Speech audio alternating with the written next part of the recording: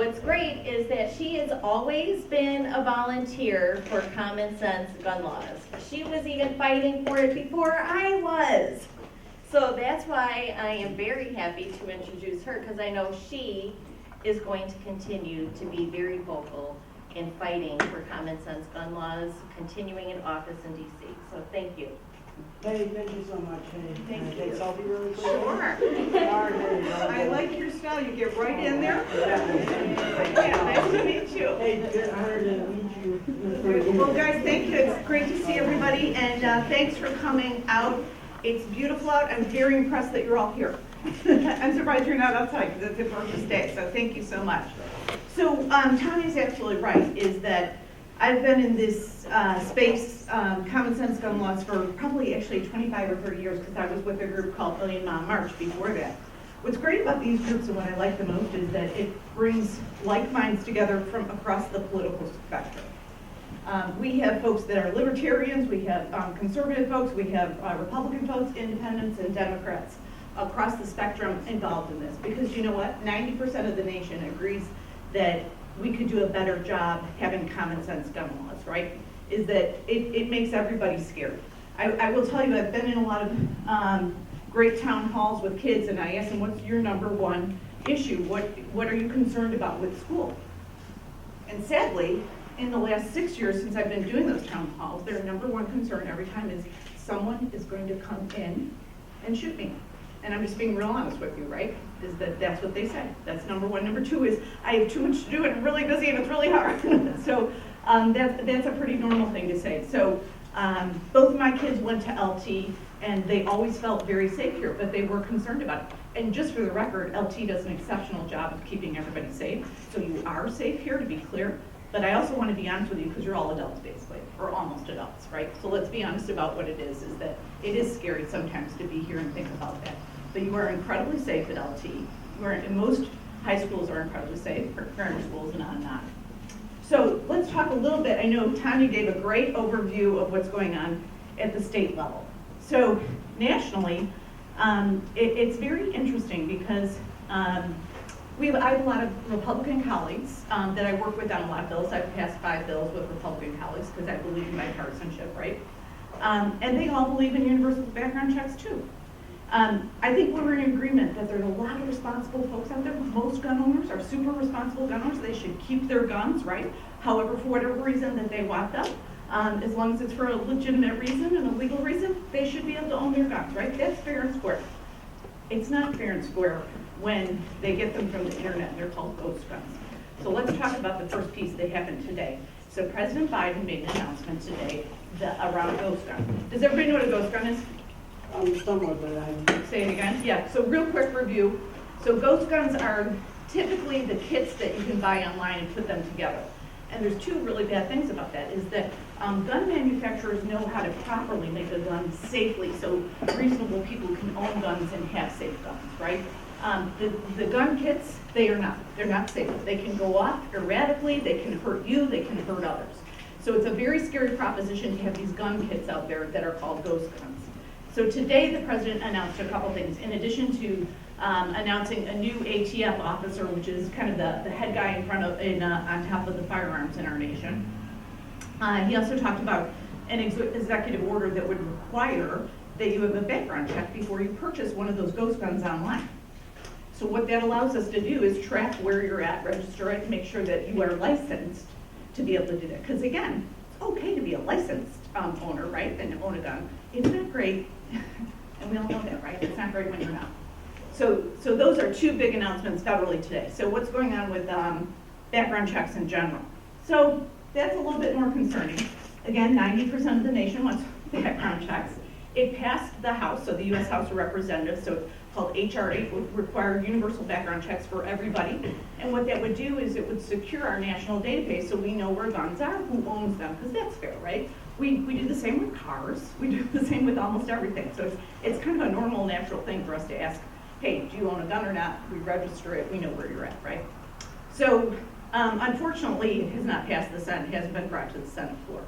So I think Tanya was talking about being a great advocate for common sense safety, right? And so if you all can think in a very bipartisan way and say, hey, this isn't about right, left, and between. It's just about safety in schools and on the streets and everywhere, right? So let's just be safe. So if you can advocate for safety instead of being on the right or the left or wherever you're going to be on the political spectrum, calling your senators and letting them know, hey, I'm in high school and I'm concerned about this. And I'm not a Republican, a Democrat, or whatever I am. I just want to be safe. And I think that's a fair request, right? So those are two of the big actions going on. We're going to keep fighting for HRA to make sure that it gets passed at some point. But it's a tough thing right now. Couple of other comments about gun safety is that I know this great program, SAVE, has talked about, see something, say something. I cannot tell you how many times lives have been saved by just that little thing. Hey, for someone that you feel like is maybe not feeling good about themselves and not feeling good about others, just go to the office, because they'll keep it confidential, right? And let them know. Yeah, I think they will. Yeah. And Pat, can you tell me, do you have also a hotline or an email line where you can? Yeah, we have something, I'll send you the. Thank you. 'Cause I Yes, would like- we have an anonymous Speak Up anonymous line. tip line, yes. Good. That's excellent. And everybody kind of knows that in school, right? Mhm. Thank you. With that, I can't stress how important it is, just because remember, you're not tattling. What you're doing is you could save that person's life. Because we wouldn't want that person that is not feeling good about themselves and therefore about others to be hurt, right? So you're saving lives, not just of others around you, but that person could be safe too. So really important to think about it in terms of everybody's safety, right? But most importantly, if you are worried about something or you're feeling bad about yourself, there's a student hotline actually that's available in Illinois, and then I know there's a bunch of resources here that you can take advantage of. So I hope you will do that if you're not feeling good about yourself or others around you. Do you guys have questions about anything? I'm glad to answer any questions. We had, if we have a couple of questions from some of our Save Club members. Yeah, that'd be great. So Francis, do you want to start? Yeah, sure. You want us to stand up? And Francis is one of our executive committee members and has been with us since freshman year, right? Good. So this is actually behalf on one of the other leaders in the group. I'll ask her a question first. How can the community come together and remember past violence and use it to encourage future change? Yeah. I love that you think about community because we are a community. When we're in a school community, we're all together, right? So I think that you can talk about it in ways where, we're in a kind of a polarized time, right? But I think there's a lot of people that agree on, hey, Second Amendment is important. Let's everybody keep their Second Amendment rights. But if there are dangerous people out there, people shouldn't have guns, they shouldn't have them. I think kind of that's the center mass and where you get a lot of consensus, right? So with that, I encourage you guys, because you know what, you are the future. And that's not, by the way, that's not a trivial, trite, or cliche thing to say, because you are. I mean, just logistically, in a few years, you're going to be running the world, and I do mean that. So start running the world. So stand up and say, hey, community, if you can be with us on this topic, and whether you're doing a rally here. And what's great is that if you can be a consensus builder, that's a really great place to be. And I would love to see SAVE be a leader in consensus building in the community. That would be great. Francis, you had another question? Yeah, I think you might have sort of like alluded to it, but do you have any suggestions on how to persuade or like give gun violence advocacy to others that have like opposing or neutral views? Yeah. I don't think there's any magical way to do that. But, what I always ask is, what's bothering you? What bothers you in this discussion? Because I'll tell you, when I was spokesperson for Moms Demand Action, a reporter actually brought up to me one time is that it feels like sometimes the gun safety advocacy groups kind of go in for the kill, that we automatically assume there's something bad going on. And so I really learned from that and said, what's bothering you? And that's why I always ask a question whether I'm with a youth group or a mom's group or a parent group or whatever on this topic is, what's bothering you about this? And then you can say, okay, if they're saying, gosh, you're going to take my Second Amendment rights away. No, we're not. But who's not interested in that at all? It would be impossible to do to scoop up all the guns. But we do want people to be safe. And so if you can get to that point where you figure out what they're worried about and then figure it out from there, it's really a nice place to start. And we have, oh, I'm sorry, one It's second. okay. We also have Nevaeh who's with us. Nevaeh is a sophomore, and she is our South Campus rep on our exec committee for the Safe Club. Hi, Nevaeh. Hi, nice to meet you. It's an honor to meet you. Oh my gosh, it's an honor to meet you all. You're doing a great job. So, when you bring up the point of advocacy, I also have been an advocate when it comes to being in middle school. And I went to middle school in Village, which is obviously known for having a lot of shootings, and also the fact that these victims go very undernoticed. They're barely, maybe they're talked about on the news at 10, and then they're not brought up for a while. That's right. And it's very hard for the parents to get justice for their children. Yep, And also, I went to the March for Our Lives event in DC when I was in 6th grade. amazing. And I noticed that with time over these past 4 years, it's like no longer obviously school shootings have been epidemic for so long. Yeah, And it only became a big thing in the 90s with Columbine. yeah, yeah. But is it difficult at times when you're talking to youth groups like us with the decrease in urgency? Yeah. That's my question. No, that's the urgency issue is, I'll answer it 2 ways. Well, one is yes, and then I'm also hopeful. I have seen, just in my short term, I've been in Congress about 1.25 years, just in that short amount of time, some of my more conservative colleagues really shift because they've personally experienced gun violence. And either in their immediate orbit or something like that. So I am seeing movement, and I'm seeing that we're coming together on this topic. So it is getting better, and we are moving towards. I will tell you, it is nothing less than frustrating and infuriating when I see at-risk areas or certain areas of the city, suburbs, or even in rural areas where they get no coverage of this major issue. Because the part of Little Village is in Illinois 3. In my district, and I've been talking about that. I've marched through Little Village and Pilsen and all of those areas, it is very frustrating. I bring it up to reporters all the time. It's like, you know what, you have to cover everybody. I have to govern everybody. You have to cover everybody. So it's very frustrating, and I am a strong voice. There's a group called there's a peace circle in Back of the Yards that services Pilsen, Little Village, and Back of the Yards. And I don't know if you know about Increase the Peace. I think I never went to. So my good friend Berto Aguayo, he's now in law school. He's 27, amazing guy. He put together Increase the Peace.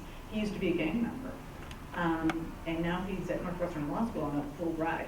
So he has seen the full spectrum of being a victim of gang violence and having been in scary positions, and he's a great advocate for that. So he and I frequently talk at 2 groups like this together because he has the real lived experience, and I've been reading him forever. So the more we talk about it, the more you talk about it. By you just saying what you said today is important. Keep doing that because everybody has to understand the world is a big, wide world, right? And there's a lot of people with a lot of different circumstances. And what is the root? What does everyone think the root of gun violence is? Mental health. And on occasion, yes, that's true. But what is the root? What typically causes it? Because this issue has been around for centuries, right? Well, it can be mental health, accessibility, and background, or sort of, can't think of the term, or it's sort of like activism, but you're doing it just for show. So that is the result. So actually, you both talked about results, right? Not the root. The root is poverty. Let's be really clear on what it is that we have poverty in various places. We have a lot of problems with our economy. A bunch of different things are going on. But when we all start acting together and making opportunities available, supporting businesses, supporting employees, and making sure that everybody gets what they need, making sure that we have our children cared for through preschool and universal child care, making sure people can have access to a job. All of those things are super important because then you have opportunity to work hard and earn a living and not be as interested in being idle, right? So let's be supportive and stop poverty. That will really be one of the biggest ways that we stop violence. Also, what do you think about, should we put gun violent offenders that cannot buy guns, just like we do a sex offender registry? Like register them on the list, like say instead, these people cannot hold any weapons of any kind. Yeah, you know, that's a really good question. That has been brought up before. There's some unconstitutionality to that. So that is being further studied, but right now it's deemed that that is unconstitutional. Thank you very much. So, before we open everything up to just general questions, I just wanted to let you know, we had our Say Something Week a few weeks ago. And if you look out here, right before you get into the library, there's a banner. Yeah. And has the Say Something pledge on it, which is filled with signatures. And we have them at both campuses. The pledge is, look for warning signs, signals, and threats. Step 2, act immediately, take it seriously. And step 3, say something to a trusted adult. So we wanted to give these to you. This was just in the course of about, a couple of hours, just here at South Campus. Yeah. We have 150 signatures of students who took the pledge. Go LT. So, yeah. That's amazing. So, yeah.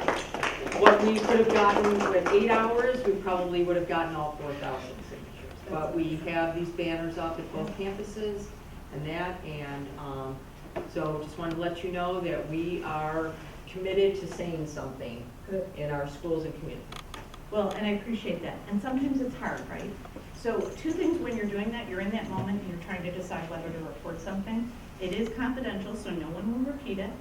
And also, do not feel guilty. You're just trying to prevent something. So let's say you were even wrong. What's the worst thing you can say? You know what, I don't know if I'm right or wrong, but you may say something. So don't be terribly worried about being wrong, because an adult will judge and assess against a critical set of variables and determine if it's someone should be acted on.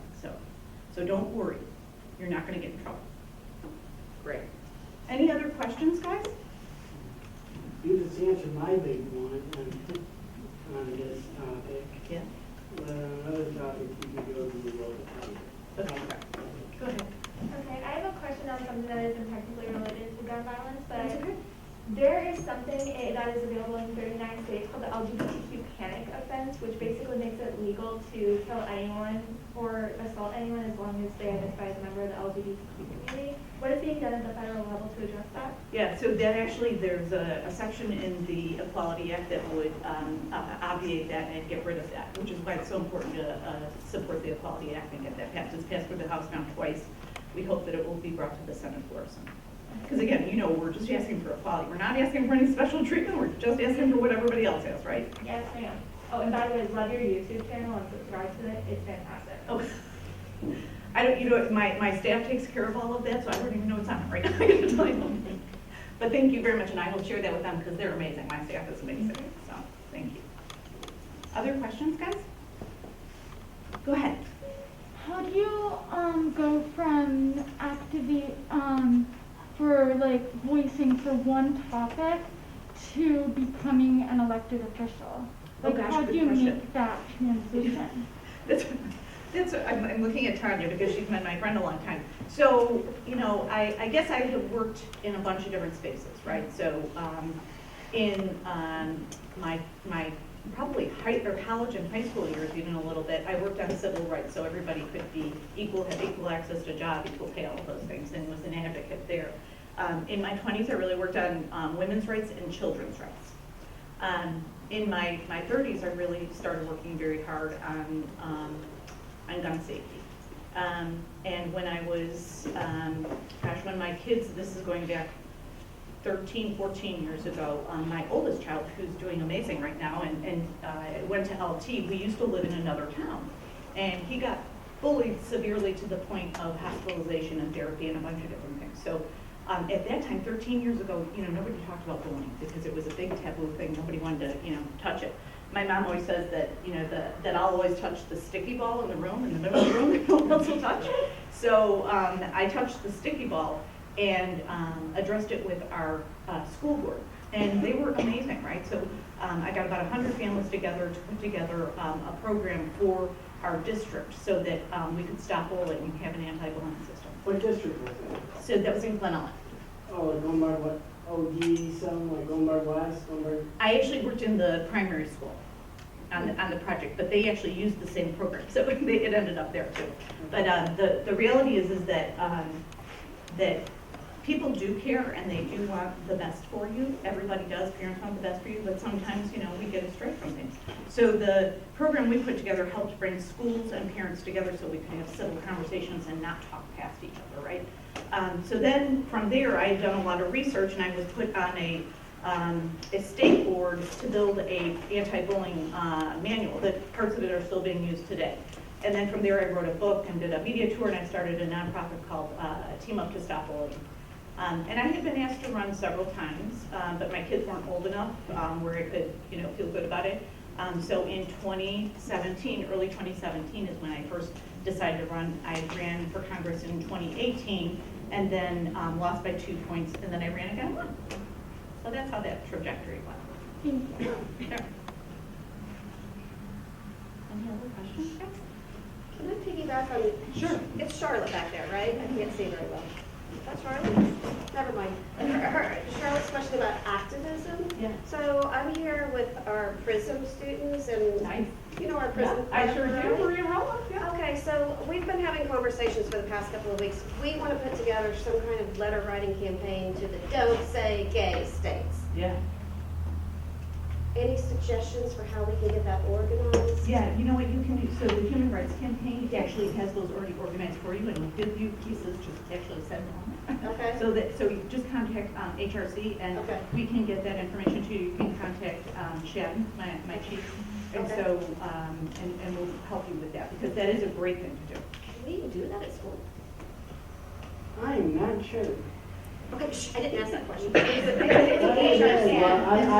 don't. You're not doing anything, Okay. not information. Okay, all right. So it's just the human rights. Yeah, it's a nonprofit, so Okay. you can talk to them, and you could organize it outside of school, if that's appropriate, look at the rules, because I actually don't know. Okay. But that's a group that would be great to help you get organized quickly and get that moving. Okay. And our club would also like to present you a T-shirt of your choice, because our own Fen Marcus, who's back there by the window, designed 3 PRISM shirts, and they're all over here. Well, I will wear those proudly. And I think that it's amazing how these different conversations and questions are coming together regarding bullying. Many of our PRISM students have found that coming together as a club has given them a safe space. And I know that in your own experience, you've had it at the Capitol. It's been cool to see you go. Yeah, no, well, first of all, let me thank PRISM for their great work. Who all is with PRISM here? I am not. Thank you. I don't Okay. have any of those. Thank you all for your great work, because it's tireless, and I know that it's a lot sometimes, so hang in there and keep going forward. My daughter Evie was a member of the PRISM group, and so proud of her. She loved the group, and it was so helpful to her, so thank you for your great work. What year was it? She graduated in 2018? She's 21, so would that be 20? I have to think No, about that- that. Yeah, that'll be 2019. I think she was 2019. Was she? She Okay. was with my dog. Okay, yeah. So, 2019. 2019. We're not expected to know when our kids leave her here, That is so embarrassing that I don't know this. It's okay, God, just blow it up. But thank you for your great work. I was a big fan of Maria Roloff, so, yeah. We have an amazing group this year. We have typically like 35 students who come to our meetings. That's how it was when Edie was there. She would talk about that a lot, yeah, so it was really, and it helped other kids understand, so I love the education piece too. Any suggestions for how to broaden our reach to allies? Because that's a challenge for us, is pulling allies in. From, in school?